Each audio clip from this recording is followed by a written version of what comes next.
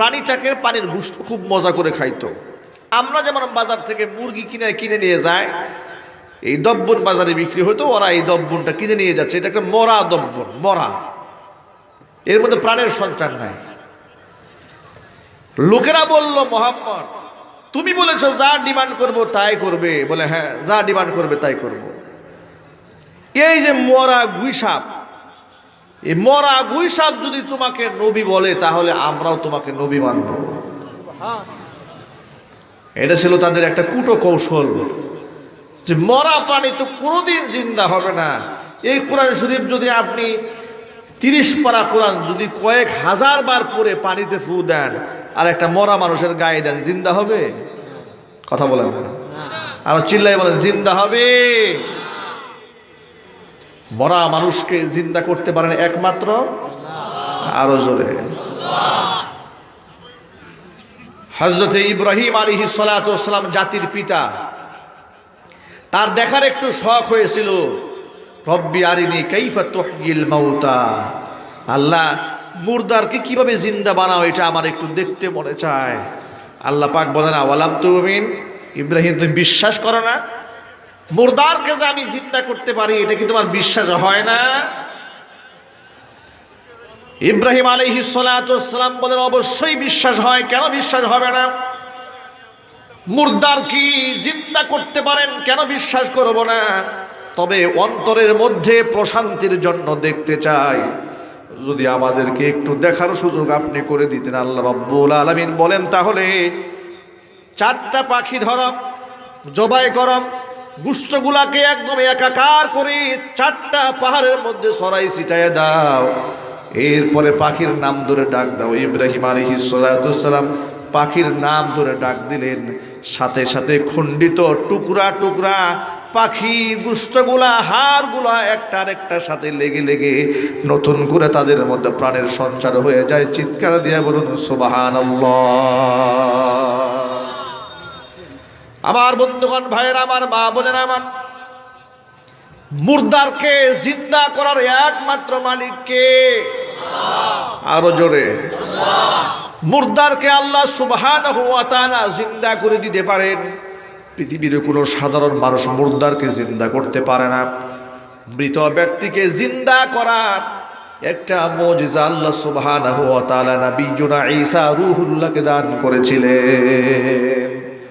ঈসা আলাইহিস সালাতু ওয়াস সালাম যদি কোনো একটা কবরস্থানের সামনে গিয়ে 1000 বছর আগের মরে যাওয়া ব্যক্তির লাশের সামনে দাঁড়িয়ে, কবরস্থানের সামনে দাঁড়িয়ে বলতেন কুম বিইজনিল্লাহ, আল্লাহর হুকুমে দাঁড়ায় যাও, সাথে সাথে সেই মৃত ব্যক্তিটা গায়ের মধ্যে কাফনের কাপড় জড়িয়ে সোজা দাঁড়িয়ে নবী ঈসা রূহুল্লাহকে সালাম জানাতেন। আর আল্লাহর নবী হযরত ঈসা রূহুল্লাহ জীবনে 5 বার মুর্দারকে জিন্দা করেছে। আল্লাহু আকবার জোরে বলেন। জীবনে কয়বার? মুর্দারকে জিন্দা করার একমাত্র মালিক কে? আল্লাহ সুবহানাহু ওয়া তাআলা। ওই মুশরিক দুটা আল্লাহর নবী মুহাম্মদ সাল্লাল্লাহু আলাইহি সাল্লামকে ডাক দেয়, বলে মুহাম্মদ এই গুইসাপ যদি তোমাকে নবী হিসাবে স্বীকার করে তাহলে আমরাও তোমাকে নবী হিসেবে মেনে নেব। তারা তো মনে করেছে এটা একটা মুর্দার কোনোদিন জিন্দা হবে না, কিন্তু তারা তো এটা জানে না কার সামনে দাঁড়িয়ে কথা বলছে। যার সামনে দাঁড়িয়ে কথা বলছেন তিনি তো সেই মর্যাদার অধিকারী যিনি শাহাদাত আঙ্গুলি ইশারা করাতে আল্লাহ পাক চাঁদকে টুকরা বানিয়ে দিয়েছে। আল্লাহর নবী আবার সেই মুর্দার, আল্লাহর নবী সেই মরা দব্বুনের দিকে ডাক দিয়া তাকে ইশারা করে বলছে ইয়া দব্বু।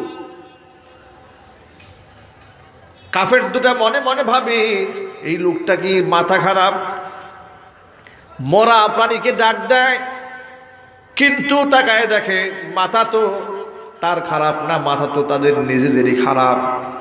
আল্লাহর নবী দব্বুন বলে ডাক দেওয়ার সাথে সাথে দব্বুনের হাত পা নাড়াচাড়া শুরু হয়ে গেছে। ভালো করে তাকায় দেখে মরা প্রাণী চোখটা খুলে ফেলেছে। সুবহানাল্লাহ।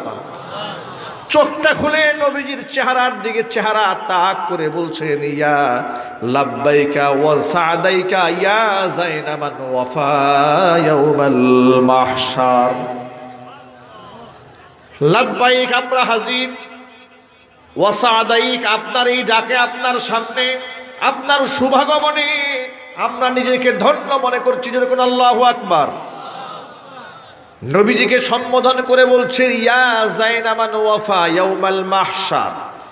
আল্লাহ পাক দব্বুনের জবান খুলে দিয়েছে। দব্বুন আরবি ভাষায় নবীজির সাথে কথা বলছে। দব্বুন বলে, হে ওই ব্যক্তি, কিয়ামতের বিভীষিকাময় অবস্থা আল্লাহ রাব্বুল আলামিন যার মাধ্যমে আলোকিত বানায়া দিবে। হুজুর এবার দব্বুনকে ডেকে বলছে, ও দব্বুন, মান আনা, কে আমি? দব্বুন বলছে, আনতা খাতামুন নবিয়্যিন। চিল্লা এখন আল্লাহু আকবার। বিশ্বনবী সাল্লাল্লাহু আলাইহি ওয়াসাল্লাম শেষ নবী। স্বীকার করে নিল গুই সাপ। স্বীকার করে নেওয়ার পরে এই দুইটা লোক নবী করিম সাল্লাল্লাহু আলাইহি ওয়াসাল্লামকে ডাক দিয়ে বলছেন, নবীজি আপনি আমাকে ক্ষমা করুন, আপনি আমাদেরকে মাফ করুন। জানোয়ার বিশ্ব নবী চিনতে পেরেছে, আমরা মানুষ হয়ে বিশ্ব নবীকে চিনতে পারি নাই। আল্লাহ নবী সাল্লাল্লাহু আলাইহি ওয়াসাল্লাম ডাক দিয়ে বলে, আল্লাহর বান্দারা, আমি তো রহমত স্বরূপ এসেছি, আমি গজব স্বরূপ আসি নাই। এবার নবীজির হাতে হাত রেখে তারা পড়ে নিয়েছে লা ইলাহা ইল্লাল্লাহু মুহাম্মাদুর রাসূলুল্লাহ সাল্লাল্লাহু আলাইহি ওয়াসাল্লাম। আমার বন্ধুগণ, আমি এই ঘটনা দ্বারা কি বোঝাতে চাইলাম? আমি এই ঘটনা দ্বারা আপনাদের কাছে এটাই বোঝাতে চেয়েছি, কেউ যদি গালিও দেয় তাকে গালি দেওয়া যাবে না, এটা নবীজির আদর্শ। আল্লাহ পাক যেন আমাদেরকে বুঝে আমল করার তৌফিক দান করেন। সকলেই জোরে বলুন আল্লাহুম্মা আমিন।